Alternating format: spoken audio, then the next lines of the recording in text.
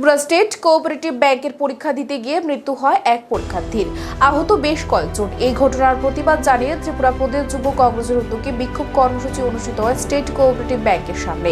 ত্রিপুরা প্রদেশ যুব কংগ্রেসের এক সদস্য জানান, আজকের এই ডেপুটেশনের মূল উদ্দেশ্য হলো দীপরাজ দেববর্মার মৃত্যুর জন্য এমডিকে দায়ভার গ্রহণ করে ওনার পদত্যাগ করার দাবি জানানো হয়েছে।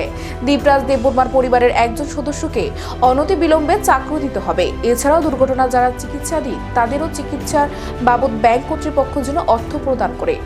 এই যে দীপরাজ দেববর্মার মৃত্যুর জন্য আমরা এমডিকে দায়ভার গ্রহণ করে তাদের ওনার পদত্যাগ দাবি করেছি। পাশাপাশি আমরা চেয়েছি যে পরিবারের ছেলেটা দীপরাজ দেববর্মা একটা স্বপ্ন নিয়ে পড়াশোনা করেছিল আমাদের রাজ্যের মধ্যে, সে চাকরি করবে।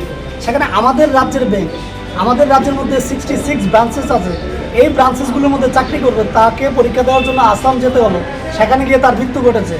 তার এই মৃত্যুর দায়ভার গ্রহণ করে এমডির পদত্যাগের পাশাপাশি আমরা চেয়েছি তার পরিবারের মধ্যে অনতিবিলম্বে এই ব্যাংক অথরিটিকে একটা চাকরি প্রদান করতে হবে।